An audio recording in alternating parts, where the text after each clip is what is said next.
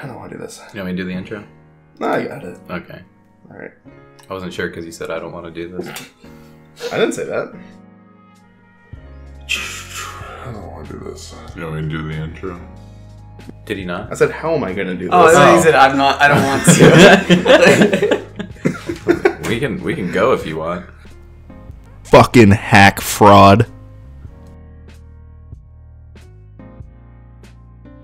I don't want to do this episode anymore. So what we're doing, Kamiko, The Passage, Yeah. and Isle of Dogs. You did watch Isle of Dogs. Yeah. I've actually seen all those movies. I can do it. Did you watch all those movies, Zach? Which ones? The three The you ones I originally? recommended? Yeah, like forever. Yeah, I ago. think like 8 so. months ago. Yeah, I recommended some bad movies looking back. They were They fine. were good. Well, I recommend like the movie Ron or something, which is like it's like something to maybe check out in the future, but it's like a 2.5 hour like slow moving drama. It's okay. Pierce has only been picking 2.5 hour movies Yeah. lately, so I'm just used to that now. Was like with Don Wall and Free Solo. When I looked at the runtime, they were like hour 40. I was like, Yeah. oh, that's perfect. Right on. That's like exactly what Ideal movie, yeah. right? Yeah. Like as soon as I don't know, like as soon as I see a movie hits like 2 hours, I'm like, this better be like We've done really good. We've done some Yeah. pretty long ones. Yeah. What was Like, it? Other So Side of Blade- the Wind was really long. Blade Runner Blade Runner, 2049 or whatever. Super long. Well, that's like the thing with like those like blockbuster movies or like any big movie. It's like they have to hit like 2 hours 30, or Even like cover. there's this weird expectation. It's like it's not worth the money, maybe. Yeah. You know what I mean? Like it's that Like- weird context. Yeah.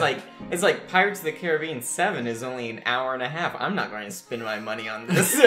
Yeah, like Avengers When in Endgame. reality, you're like that would make me more susceptible to checking out Pirates 7. Yeah, that's It's like the how much of a Because story it means they do you have told the left story to that they tell? mean to tell. Yeah, that's like with the Transformers movies. Like they're Yeah. hitting like close to 3 hours. It's like at no point should robots who turn into cars be that long.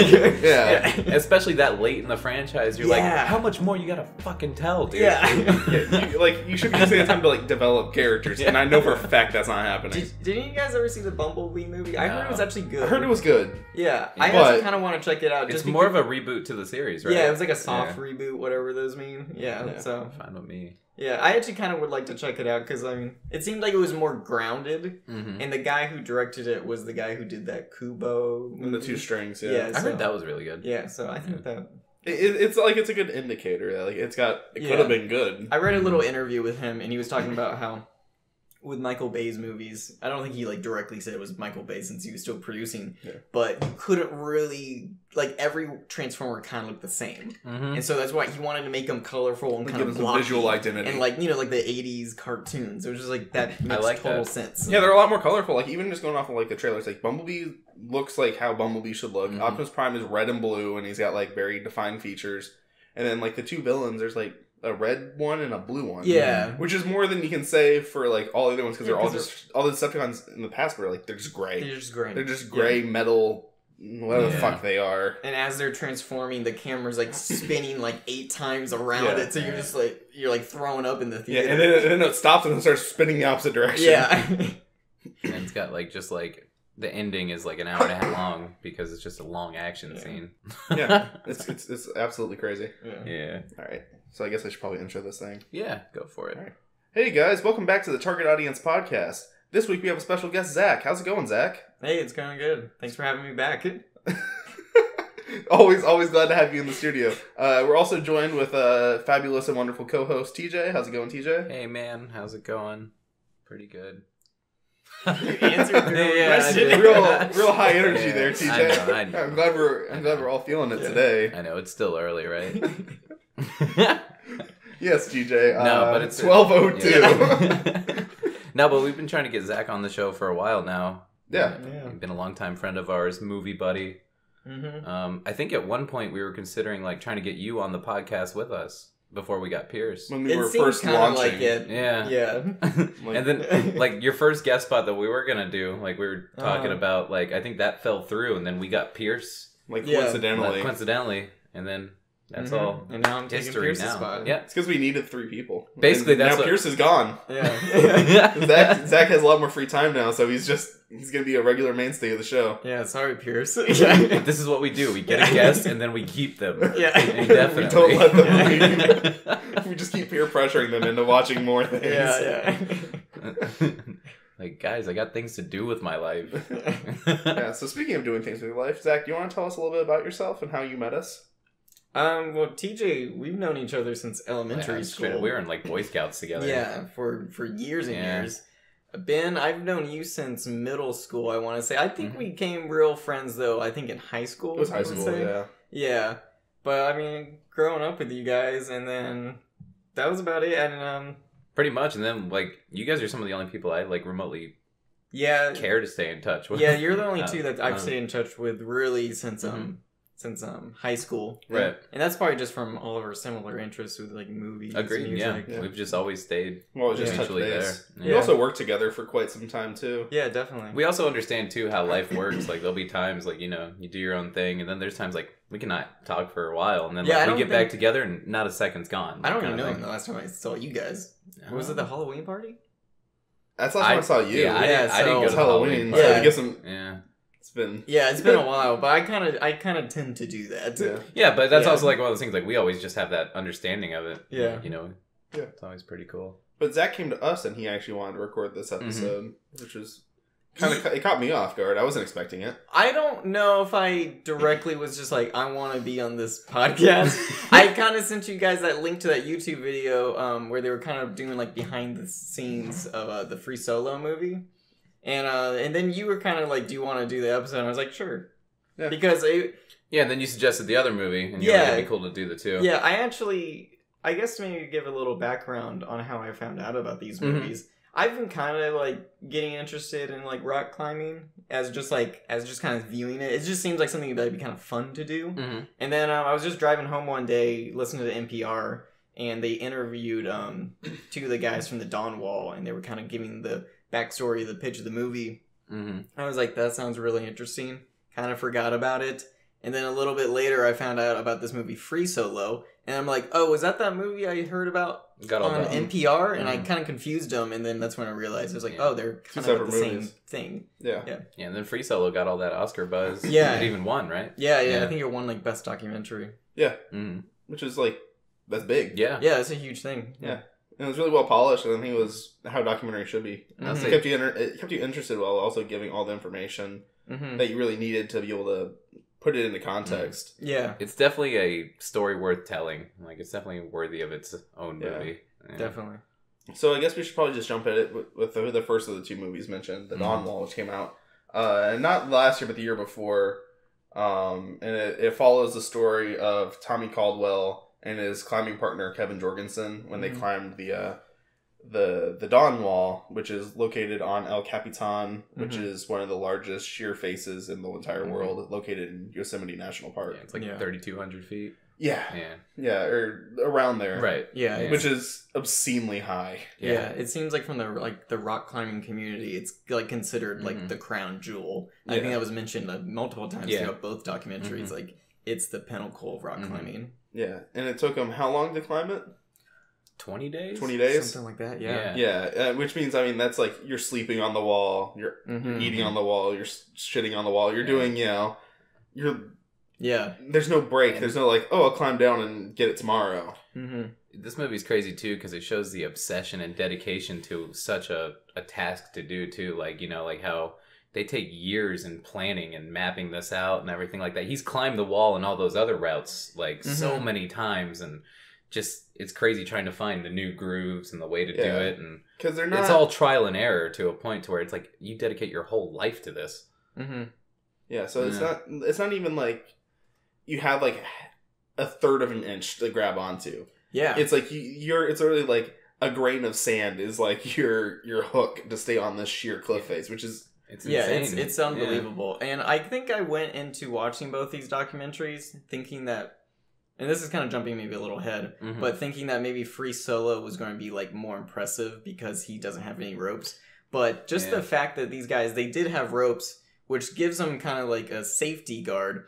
But then they're going up such like they're finding like the hardest possible route to go up this thing. It was really impressive what I saw. I thought. Definitely. There's one stretch where it's a horizontal climb. Yeah. Which is crazy. That was the one that Kevin Jorgensen took like a really long time and almost gave up, like wanted to numerous times to do it, and like It's such a wild climb to watch because it's like just watching it from like, you know, from on the screen, from what we're seeing, it's like I don't even see how it's even possible to do. Yeah, like you're talking millimeters of fingertips. Yeah, like, to be able to. Yeah.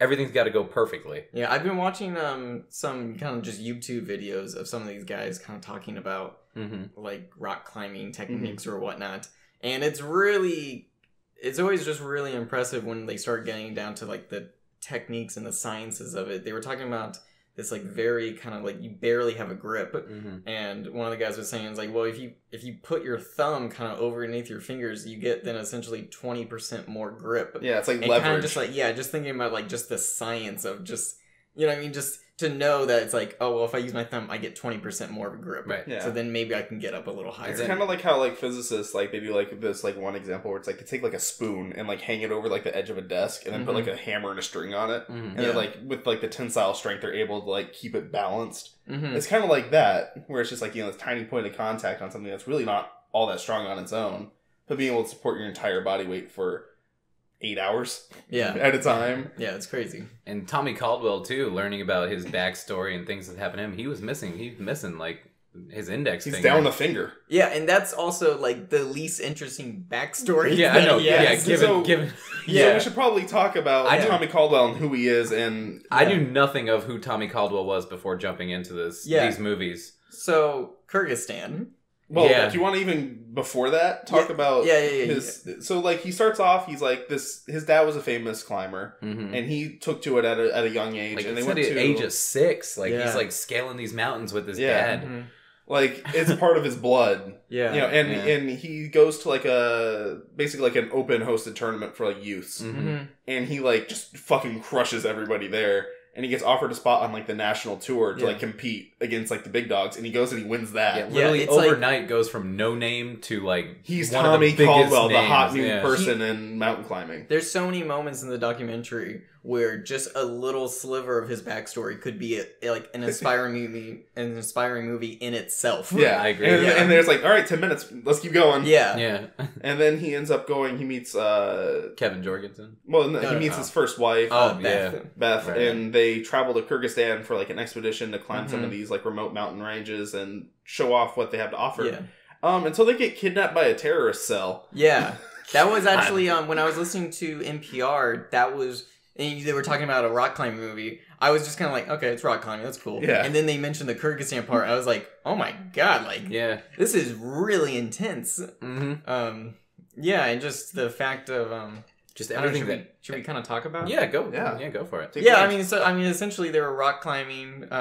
I don't know if it was for anything. It kind of seems like these rock climbing. It was a documentary I think they were filming at the time. They said too they wanted like a nature bio. That would make sense. They were saying a lot of it was like unexplained terrain or unexplored terrain kind of thing. They just it was an expedition. wanted a chance at the mountains. Then, I think it's a militia group or a terrorist organization. I don't know if I wrote this down. Yeah, they were like a separatist group from the Kyrgyzstan government. Yeah, they were trying Uzbekistan. They were like rebels. Yeah, but anyways, they like held them hostage. Yeah, and they start to realize that the terrorists didn't have a plan. Like they start dropping off. They start like trying to like find food for themselves. Dude, they said it's a rough like I think it was like 4 days. They were like just walking through the mountains. They were held captive. They were engaged in battles. Like kind of like they even said they saw someone get executed in front of them. Like literally at every second, they were wondering like, oh my god, like we're gonna be next. Like they said they had that fear in the back of their head. And like, eventually the whole time. they end up alone with one guy because it gets down to 2 people. One's like, I'm gonna go this way and see if I can find like rendezvous with our main group, and then you watch the guys and keep going this other way.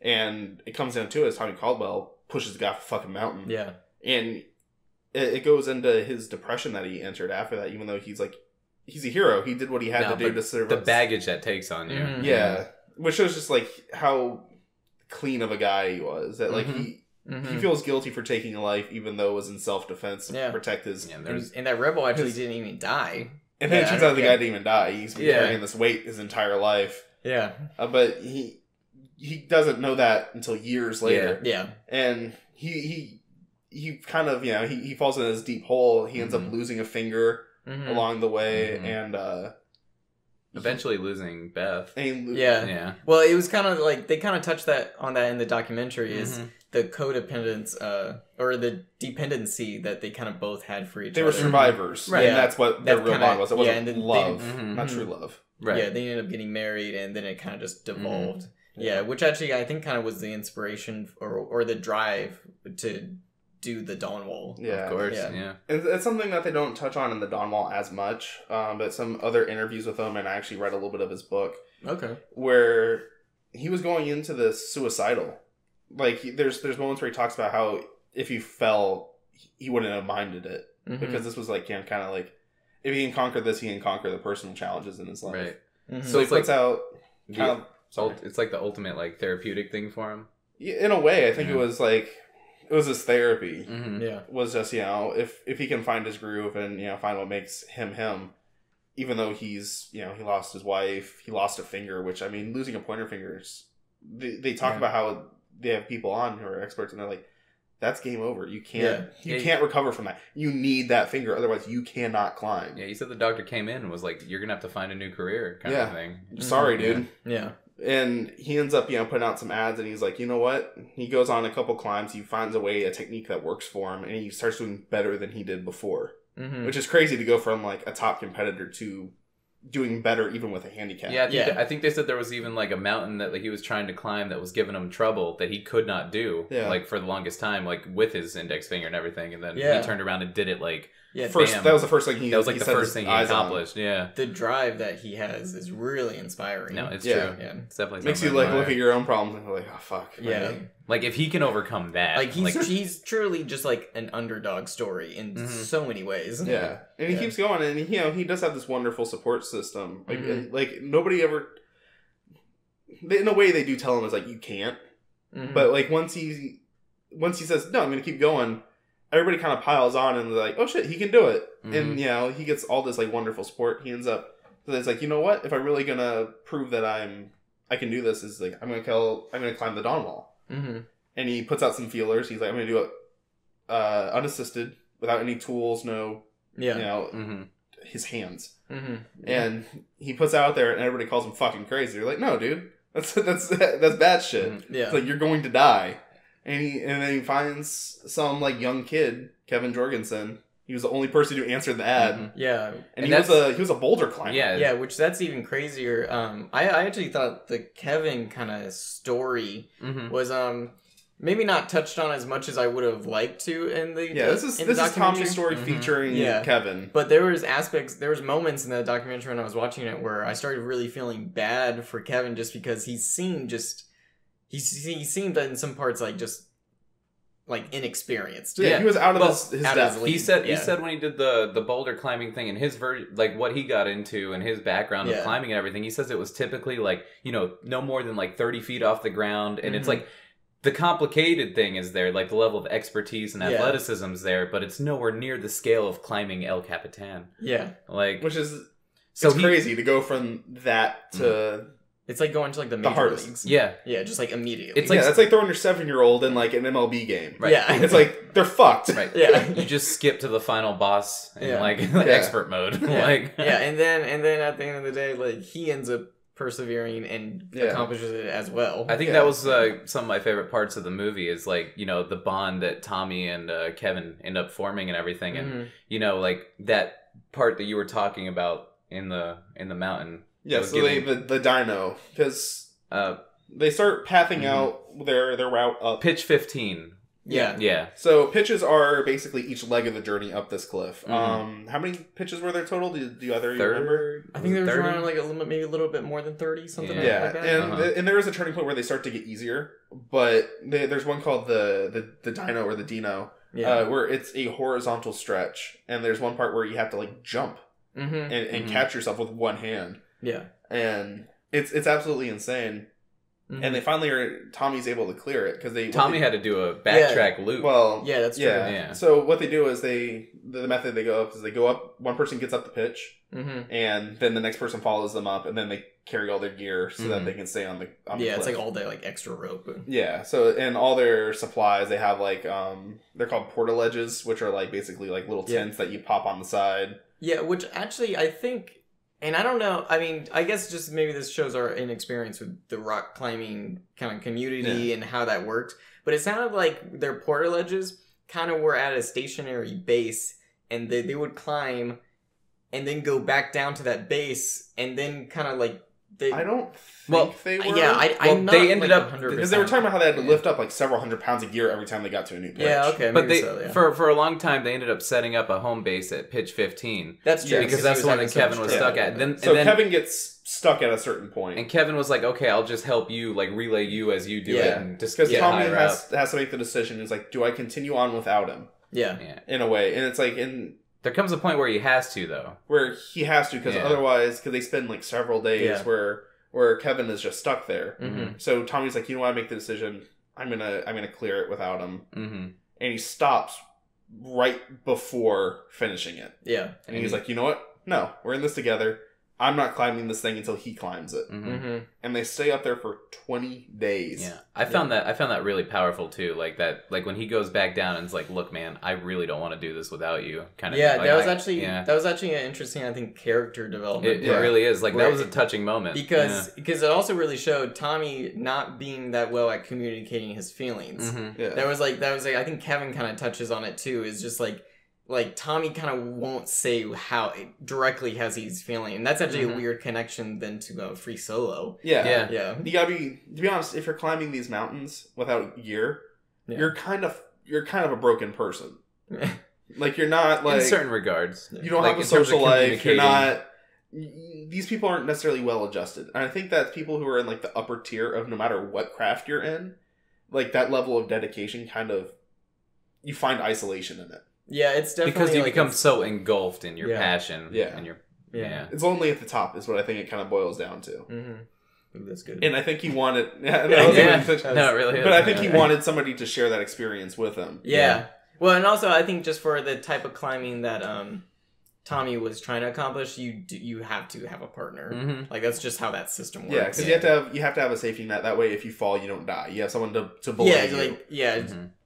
Yeah, this is, I don't know, maybe we should all go rock climbing to actually figure out how the mechanics work. I rock climbed in high school, but it was like one of those indoor walls, and it's like, easy ones were hard. I would like to do some indoor rock climbing. I think that'd be fun. Yeah. Maybe we should try to record... we should do a vlog. Yeah, we should try to do a follow-up where we record while we're like, hanging on. I think that'd be really great. It's like, hey guys, welcome to the Target Audience Podcast. Yeah.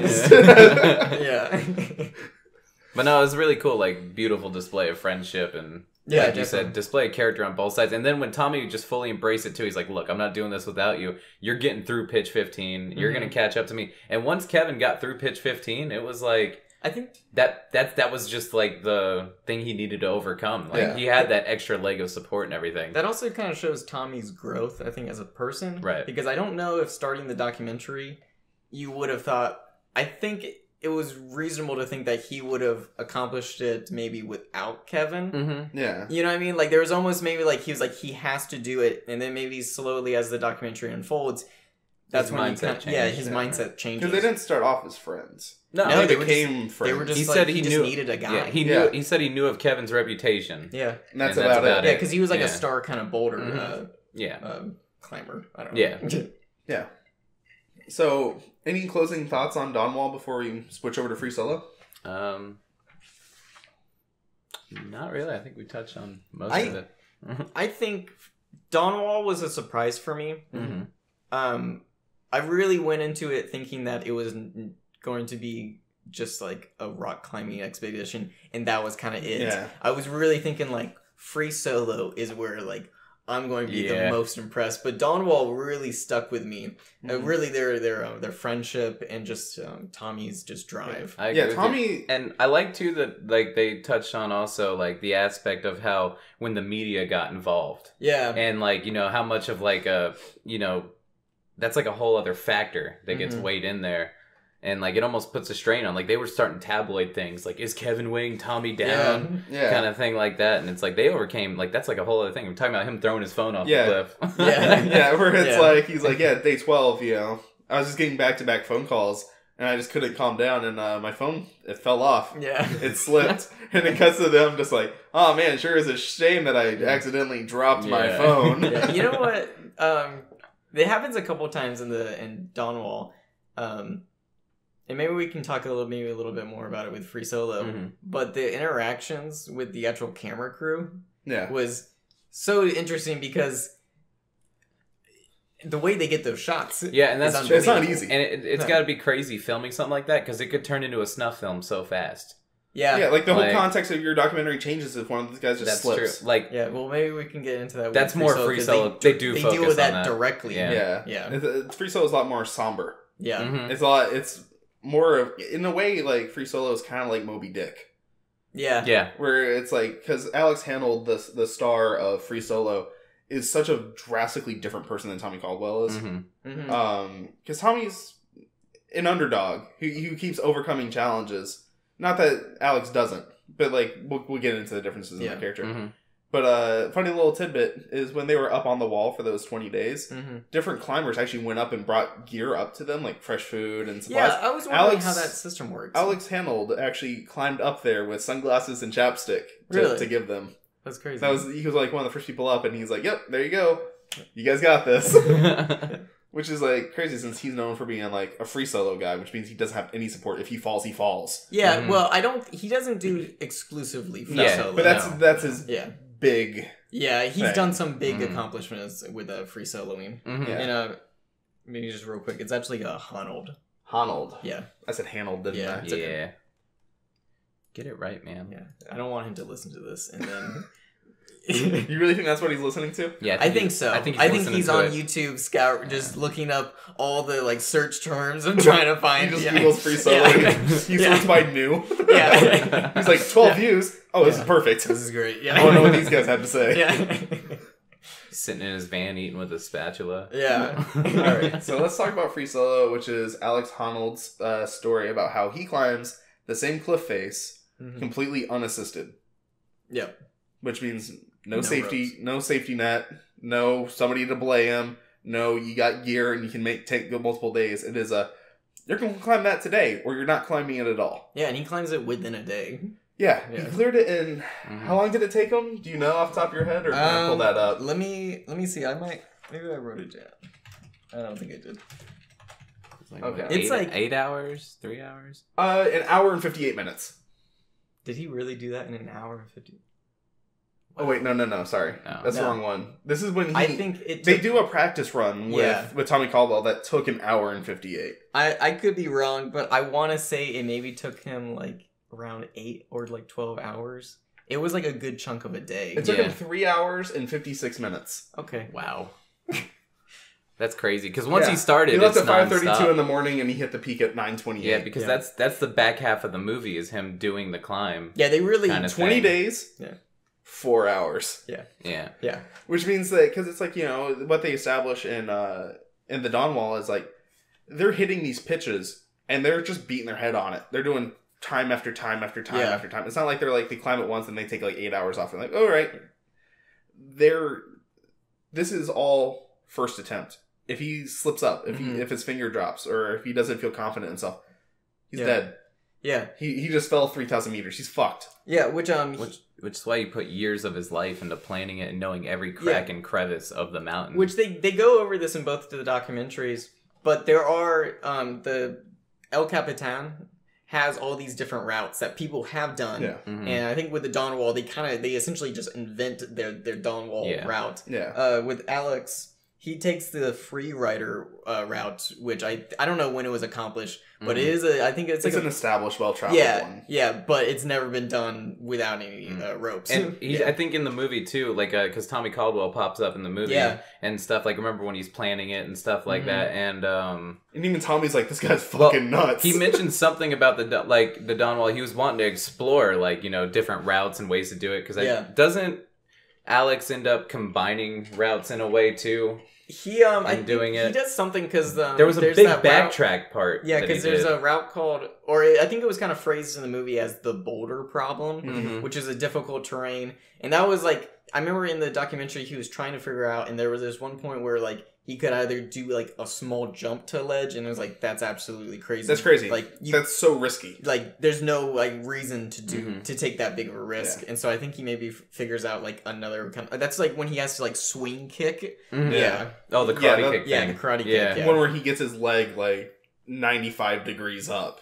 Yeah. And then locks it on like this tiny little ledge and swings his like entire body weight. Yeah, the amount of planning that goes into this, when like you just see him like writing down all the notes and like what he's going to do, latch foot, each moment. He is memorizing each movement he needs to There's make. a scene where they overlap the audio of him reading that out loud, and it's nuts. Like the amount of it makes work sense that goes when you into think about it, but I never would have imagined that these guys who are just kind of memorizing that. I would have thought like it's just like instinct or just feel. But I mean, obviously, when you're going out without any type of safety rope, I guess you literally have to have it down to like a memorized science. It's like, do you think that he could like write down each movement he made on that entire 4-hour almost trek? Crazy. Yeah, anytime they're doing too, watching both movies, but especially Free Solo, because it was the first one I watched. I'm talking, as I'm watching this movie, I'm like, I'm getting sweaty hands thinking about it. Like, I'm having like an anxiety attack watching this guy. Which like, it's insane, man. He talks about it in the Free Solo movie of just, and maybe we can start diving more into this about just him as a character. Yeah, I think that's important to talk about. Definitely, but how he talks about like he'll just kind of decide or get like I guess a feeling, and he'll just start going up. Because in the documentary, when he starts the actual climb, it actually, like, maybe, like, I wasn't as aware when I was watching it, but when it starts, I was like, oh, he's in it. Like, he's just doing it. Yeah. Like, I thought, like, the movie was going to maybe be like, it's going to start, and, like, all of a sudden, he's just, like, up it. Yeah, because there's, like, one morning, he starts it, and then, like, he climbs back down, and he's like, it wasn't feeling right. Yeah. Right. He's like, I'm going to die. That was a really interesting moment. Yeah, because, like, he realizes he's like, I can't do this right now. Like, the conditions aren't perfect. And it's really, they have to be perfect. And it's really cool, too, like, the way the movie builds up. It gives you a little bit of a background. They start interviewing him. But you start encountering things that he's encountering for the first time ever in terms of, like, you know, like, he's never really fallen off and, like, broken his ankle before until, like, he met that girl. Yeah, so and, like, rewind a little bit. Yeah, so let's rewind a little bit. So Alex Honnold, dude lived in a van. Yeah, he's been living in a van for, like, over a decade now. Yeah, not anymore. But actually, I think he still might. He's back in it. He bought a house. I think he has I think he had a kid, too. Okay.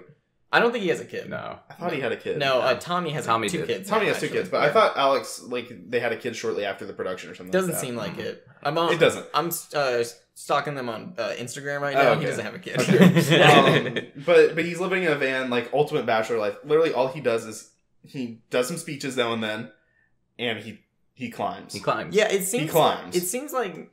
Maybe I just need to do more research actually into the industry, but it seems like a lot of these guys essentially are, I guess, like legally homeless. They're functionally homeless. Yeah. And then they get maybe like sponsorships. Obviously, Tommy has a sponsorship with the North Face. You can just tell that like every shot of the documentary has that little logo somewhere.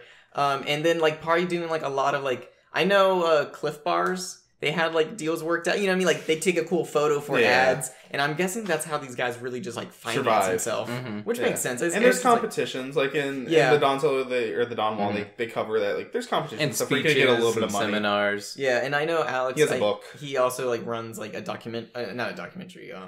The charity. A foundation. Yeah, he has a non-profit organization for, I think it's like underprivileged children or something like that. No, it's providing electricity to like impoverished areas. Oh, okay, I was completely wrong. That's okay. Yeah, you were completely wrong. I took a stab. That sounds right. This is gonna be Zach's favorite part of the podcast. That's where he gets a live fact check. I have a journal right here of all the facts that you have been completely wrong about. Here's all these moments where Ben just casually agreed with something he didn't know about. I've been writing down every inaccurate line from all the episodes. So this guy's living the ultimate bachelor life. He's in the van traveling, and They touch on his personality too is somebody that like he's a hermit. Talk about not being able to convey certain emotions and everything like that. They even talk about his family growing up, like the word they love. Touch on it, yeah. He says the word love. He calls it the L word, and it like, and eventually when he meets the girl and starts like, you know. Well, he talks about it with his mom. They talk about it when they're kind of talking to his mom, like that he wasn't hugged as a child, which is so weird for a mother to be like, yeah, I just don't hug my kids. Yeah, or she had the expression, I can't remember. I think it was French. It was like the language maybe she taught or something. But it translated to good enough isn't. Like that really sets into motion his whole character of he's striving for perfection. And he talks about it with free soloing because when you accomplish a free solo, you get this momentary feeling of perfection. Yeah. But then like it seems like for it's fleeting. Him, it fleets from him. Like it's just fleeting. It's a free solo. I don't want to compare the two movies are of course going to get compared to, but Free Solo really is like just a very well done character study. Yes. Yeah. Honestly, the climb is like so secondary because him as a character is so important, and then there's also like his new relationship with the woman is also different, and then all the ethics of filming is such an interesting part. Like honestly, the climb was like secondary. Maybe the least exciting moment of the documentary. I agree. And going into this movie, I was fascinated by the story alone. Like, you know, like when we go into it, I thought it was going to be this dude climbing this way with no rope or anything. And that was going to be the highlight of the movie. Yeah. And don't get me wrong, it is in its own right. But like you just said, it's way more of a character study than anything. Yeah. And it's because like it shows that like this is a flawed person. He's not well-rounded. He's an emotional cripple.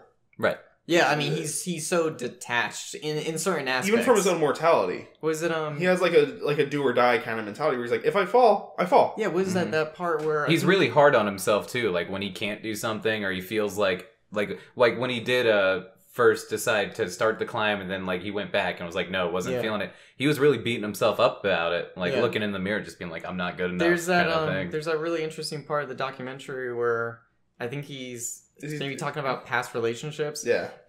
Or it might be his girlfriend, Asani, who's talking about it. And he's talking about, like, past failed relationships. And maybe the question was, like, well, what would happen? Like, what would I do if you died? And he was like, you would move on. Like, and he's very just like, you would move on and you'd forget. Right? Yeah. And it's like, that's a very kind of blunt. Blunt and, there's another pessimistic point of view, maybe. It's almost like he's putting no importance on himself and where he plays in other people's relationships. Yeah, which to be fair, if you're going to try to accomplish climbs like this, you have to have that mindset. You gotta be detached. You can't be thinking about like, oh, I have somebody to come back to. Yeah. Otherwise, you can't take those risks. Yeah, which I think that starts to seep in on him during the documentary, and that's why he couldn't do that first attempt. Yeah. Because he was like... Because his girlfriend was back down there. Yeah, because he was like... It's just weird everyone's watching. Yeah, because like he says he didn't get the footing right, which I'm sure did factor in, but he also seems like in the beginning of that documentary, you know what I mean? Like... He was weirded out by how intimate she was with this, the situation. Yeah. You remember how he says that him and Sonny started going rock climbing and she started getting into it, and that accident that happens where the rope slips and he like I think he breaks his vertebrae, like or something. He has some compression factors. Some problem in his back. Yeah. And they cut to him and he's like, I wanted to break up with her, like on the spot, like done deal. Because it affected his ability to climb. And then she was like, is this really going to make your life better? Is that genuinely what you want? There's a couple moments, like I really like the way they focused on Sonny and his relationship, because there's a couple moments like when, you know how he talks about when he decides to climb, he does it. He doesn't want as many people to know when exactly it's going to happen. And she starts getting the vibe of like, oh my God, he's going to do this climb. And she's like, when did you decide this? And they're sitting in the van talking, and he's like really trying to kind of like maybe shift the conversation. And she's trying to like, you know, find a way to like word this question of like, am I a factor in the equation when you make the decision to climb it? And he's even like, do you have a question right now? Like, is there a point you're making? Then he's like, just get to it. And then what you want to say. And then he says, he says, I would care, and he says, I appreciate that you care, but at the same time he says, do I feel an obligation to extend my lifespan? No. Yeah. And that's a tense thing to say to somebody. Yeah. Like he's like, I appreciate you caring and I get it, but like you said too, at the end of the day, something happens. He doesn't know how to express affection for other people is what it boils down to. No. Because they do it's touching when he clears the top pass and he makes it to the top, she's the first person he calls. Yeah.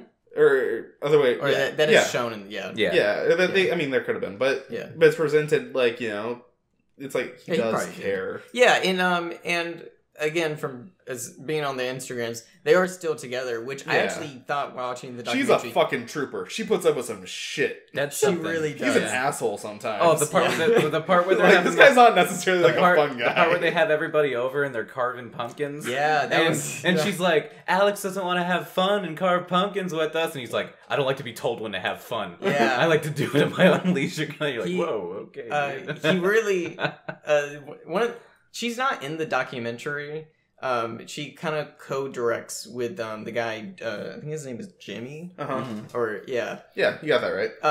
Yeah, Jimmy Chin. Yeah, She's talking about Elizabeth Chai. I'm not sure how to pronounce her last name, but anyways, she talks about it. I saw this on a YouTube video where they were doing some behind the scenes, but she was talking about like she was like, Tommy. Oh my god. Alex lives his life exactly the way he wants to every single day. Which, I mean, really, if you add a significant other into that equation, especially with that lifestyle that gets taken away, that's a big challenge. That's a big hurdle to try to overcome. Undoubtedly. Yeah, which I give Sonny like definitely like some props. Like that takes a lot. Obviously, like cares about him a lot. Yeah. But she's also acknowledged like she doesn't want to change who he is as a person because that's what he does. Yeah, you can't like if that's so much of his life. Yeah. Because it's like if he loses that, like what does he have? Yeah, and so it's a weird situation to be in. Going back to his childhood a little bit, or Alex's kind of early life, there was this really kind of interesting point where they talk about how he got first into free soloing, and that he would go out to like Yosemite or to these like areas to like climb. And he was just so shy as a person to ask anyone if they wanted to like help him climb that he would just do it by himself. He just figured it out. Which is so crazy to think that like I'm such like to be such a reserved person to the point where you'd then be like, well, I guess I'll take a huge risk and a potential death. Yeah. Just I can't talk to because there's some high school kid who just couldn't interface with other people. One thing I found really interesting Wasn't too. he homeschooled or no? I don't know actually. So. Yeah. One thing I found really interesting too is when he went to the doctor to get the MRI. Yeah. And that was fascinating because even he was like, I'm curious, like, you know, like how this is going to play out. And they showed that part in the brain it's the part in the brain that like, you know, I think it's like your fight or flight. It brings fear, like how much you recognize fear. Yeah, because they were measuring to see what triggered fear responses. And he didn't. He had such an insanely high threshold. Yeah, she's like, does it mean I'm like a sociopath? It's like, no, it just means that you require a lot more stimulation to feel fear. Yeah, which is why he's climbing up 3,000 feet without a rope. Which is why I'm freaking out because like I'm like, can you imagine being up on that mountain and like you ever get like one of those shivers or like willies or just there's days when I'm on the interstate and my like. And like I'm like just death gripping the steering wheel so hard. When I'm going over like a bridge, I'm like, this could be it. Yeah, right here, one wrong twinge. Now imagine being like 3,000 feet up in the air. Yeah, that's like a degree of confidence that almost nobody on this planet has any right to have. Yeah, much less actually has. Yeah. He does also like he's a very confident person. Yeah, in everything he does, like everything feels measured. Yeah, or actually. Yeah, I guess confidence would be the word, but I don't know if he would actually use that to describe himself. No. I think he would just be like, I can do this. In a way, he's humble, but he's aware of his own capabilities. Yeah. He's not be like, this is the fucking biggest accomplishment in rock climbing history. Yeah. Like he's not blowing his own. Yeah, like at no point is he like beating his chest being like, I did this. Like when he climbed, there's a difference between I did this and then him looking at that mountain and going, I'm going to do this. Yeah. Yeah, like he climbs at the when he finally gets to the top, like he's sitting down and like eating an apple. Yeah. You know what I mean? Like he's just chilling. And then like he gets off the phone, he's like he calls his girlfriend and he calls Tommy Caldwell and he's like making some calls. And then like he gets back and says, so what are you gonna do with the rest of the day? He's like, I don't know, I'm probably gonna work out.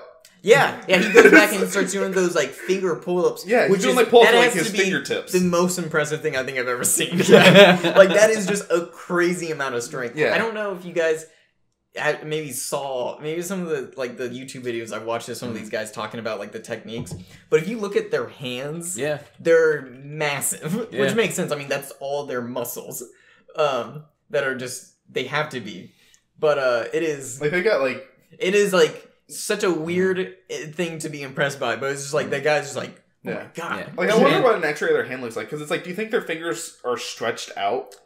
No, do you think the joints in all their fingers are like elongated and they built up tissue? No, I don't think it's that. But typically, when people have a lot of muscle mass, their skeletal structure just gets more robust. Mm-hmm. And so maybe just for me, since I've studied osteology a little bit, like when you get someone who's muscular, like their bone is almost like exciting to look at, because you can see all the features of how you identify it. So like there was like actually parts when I was watching it where I was just like, I would love to see that guy's skeleton hands. You're gonna be that guy. You're gonna go to one of his book signings and be like, can I see your hands? Can I get an X-ray of this?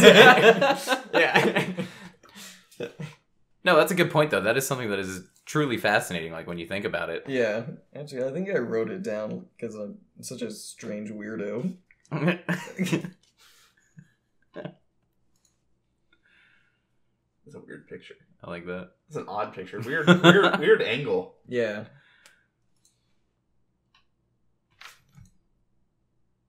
Yeah. But I think so. I mean, I think if anyone was going to watch these movies, I would definitely recommend the Dawn Wall first. mm-hmm. It gives you a sense of context. I think it almost would make you appreciate this one, like a little more. But also, like, the context being there.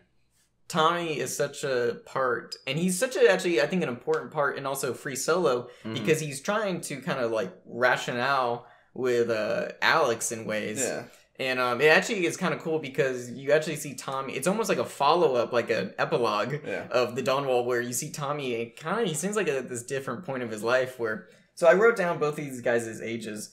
Tommy is 40 right now, and Alex is 33. So kind of subtract a couple years whenever they were filming. Yeah. But I imagine age, is really going to start to factor. I don't know how long you can still do this. I mean, they probably still have a decent, just because they are peak human form. Yeah, definitely. For what they do. So it's like they can definitely go into it a lot longer. Like there was one man, I really hate that I don't remember his name. He's in the Dawn Wall a lot more. The older guy? The older guy who's also... I didn't catch his name, but yeah, he talks about it. Yeah, because they say he's a professional climber as well. Yeah.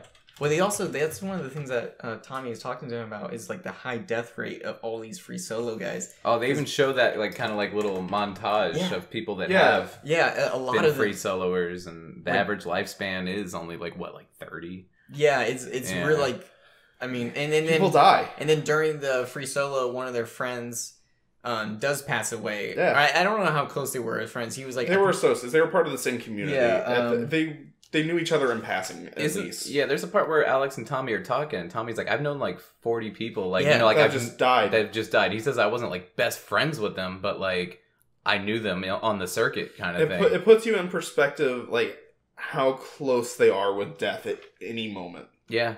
One thing goes bad, and they've just fallen to their death. And that's a good thing. And that's a long fall before you hit that ground most of the time. And that's a good thing to bring up, too. We wanted to talk about, because it does touch on it more in Free Solo, the filmmaking aspect the ethics of it. That was, I thought that was actually one of the more interesting aspects. I agree. Of it, because you saw the camera crews taking special care in terms of, like, we don't want to be in your way. Yeah, that's right, because they were having roundtable discussions, asking him about his comfortability of where they're at. Can we fly a drone by you? Yeah. And before he does the climb, it seemed like they had planned out all their shots, and Alex was like, this is going to interfere.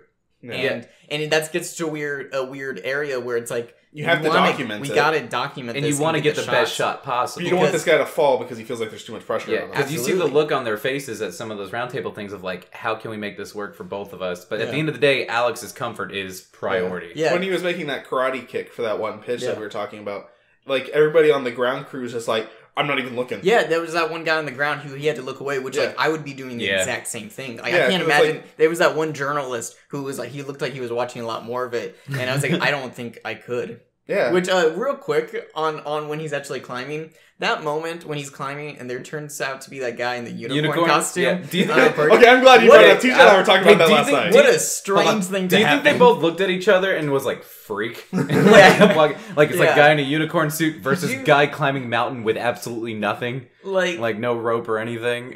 What a crazy... And also just think about Alex as a person. What are the odds of that? Yeah, that's so great. And I'm glad there's an and you know what's article great just about him. And you know what's great is they only brush on it in the movie. Like, they just show them walking by each other, like, excuse me, coming through. And then they just do their own thing. Yeah. And go back to it. It's really crazy. That's...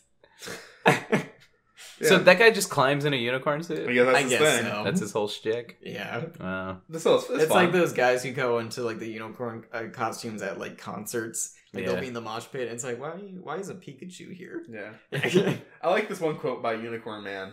I started climbing as a unicorn in North Carolina's Linville Gorge. It's surprisingly functional as a warm layer, but it does not breathe very well and also attracts a lot of bees. Can you imagine being stung by bees while climbing up a mountain? I think I'm stung by bees now, much less on a mountain. There was that part in Dawnwall where Kevin is like, he's like putting his hand into like a crack and there's like bats in that wall. Do you remember that? Yes. Yeah, that was like, oh my god. That would freak me out instantly. There's a part of it's a game. It's Getting Over It with Bennett Foddy, where it's the guy in a pot and you're projecting yourself with like a big sledgehammer and you're pushing yourself up this cliff. The game makes me so mad. It's the thing, but there's a part where, coincidentally enough, you swing up this like part of the mountain and then a bunch of bats come out. It's like It's like a jump scare in the middle of this like completely normal game. Yeah, that's the thing. But it's like these climbers like. You can't be startled by anything like that. No, actually, I've heard... you have to be just cool. I've actually heard Alex talk about this in some like kind of interviews.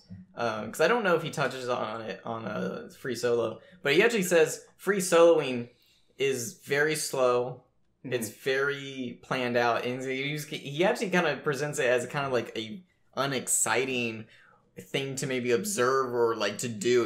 Because I think like he was responding to a question of like when people were like, "You're crazy to do this," and he's just like, I don't know. You know, it's just like, I get it's that. all planned out. It's slow. Mm-hmm. You just do it. Like, it's not very... I beg to differ on the unexciting to watch thing, because the whole time I'm watching, especially like you said, when the climb happens, they just kind of jump into it in the movie. You're like, oh my god, this is happening, kind of thing. And when you're watching it, even when he's doing certain moves, you're like, take your time, buddy. Take your time. Don't rush it. Like, I'm like rooting for him. Like, calm down. They talk about this in a behind-the-scenes video I saw. But when he was actually doing that climb, that one of the directors, Jimmy...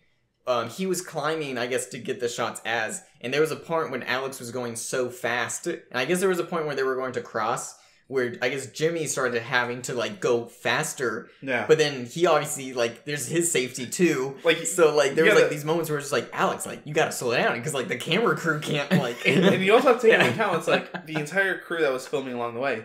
Not only are they, like, they're climbing the same mountain. Mm-hmm. Yeah. Like, they had to be expert climbers. They're all pro climbers. They're also doing with here, but, like, they also have to keep up with arguably one of the best climbers in the world doing something that is near impossible. Yeah, and these guys are just... And they have to keep up, and they have another fucking job to do on top of just climbing this thing. I think Which is already a task. Yeah, I think Dawnwall interacts with it maybe a little bit, or maybe I saw behind the scenes. I kind of went down, like, YouTube rabbit holes watching, like, behind the scenes of this stuff. Mm-hmm. But some of the climbing crew... I think in the Dawnwall, they climbed when it was, like, more...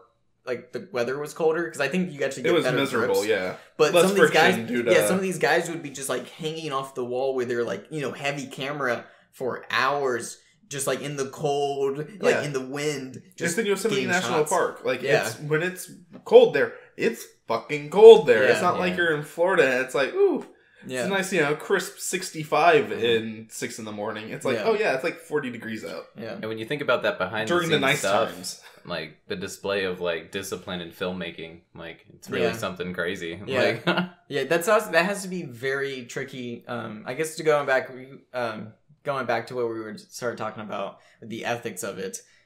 Because Free Solo was financed by Nat Geo. And I do like Nat Geo, but Nat Geo does seem to have a habit of, like, Hollywoodizing certain aspects. Well, I think they have to make it palatable for a wide release. Yeah, which makes sense. But I'm sure there are those discussions of, like, we're financing a lot of money in this. We need good shots. Yeah. I don't know if those conversations happen, but I'm sure they have to be in the forefront. They have to be in your... Because at the end of the day, you have to make a documentary and make your money back. Yeah. So, you know, weird aspects that I'm thinking about, Yeah, it's like, did they push him to make any, like, changes to his route that could have been more dangerous but been more dynamic on screen? Yeah. Right.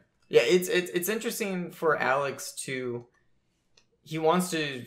Like, he has such a drive to do Free Solo and to do these accomplishments, but he does not I don't think he definitely doesn't fear his mortality. No, but everybody around him. does. he fears his friends seeing him do that, which is such an interesting. That'd be a fucked up thing to watch because he's dead. He doesn't have to worry about repercussions. I think he even says, "I do not want to put that on anyone." Yeah, I think the cameramen talk about it like he's like they don't want to see their friend fall out of frame. Yeah, yeah.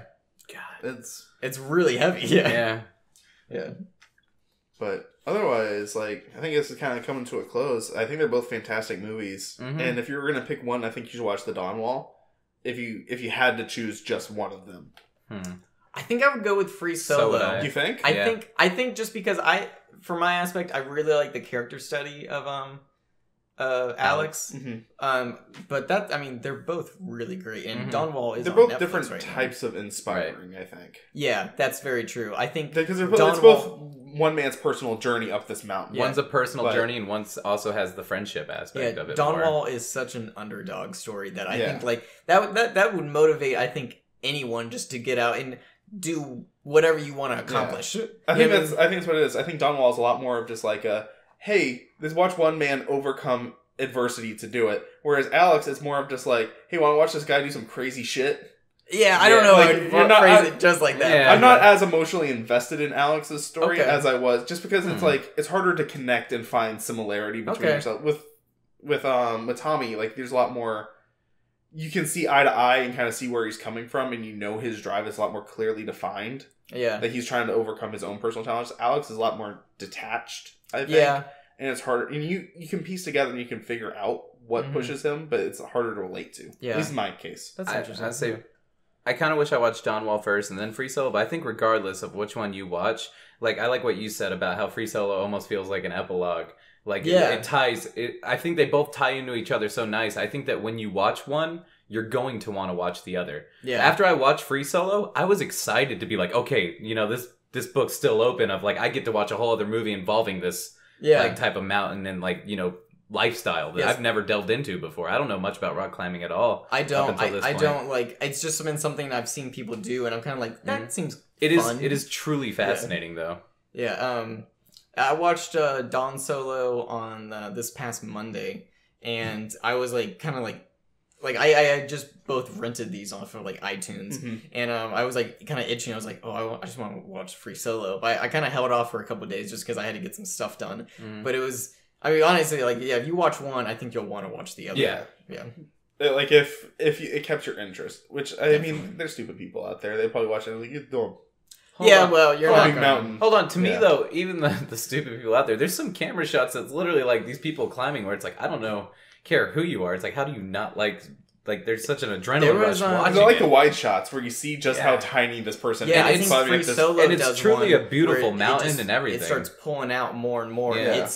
It's I've never been to Yosemite, but I really want to go just because the scale of it, I don't think you can really comprehend. I went. There's only a couple shots where it's like it's just such a beautiful landscape. Yeah, where you're like, wow. Yeah, Yosemite's beautiful. It's absolutely amazing. It almost kind of makes me like envy these guys' lifestyles. It was just like they just kind of essentially follow weather patterns, and they just kind of they just travel do what they the want. world. You know what I like? Showers. Yeah. Oh man. Yeah. I'd be like, can I stay at a hotel? Yeah, that's correct. That's funny. You said you've been to Yosemite? Yeah. Nice. Yeah. All right. So, any closing remarks before we wrap this one up, boys? Yeah.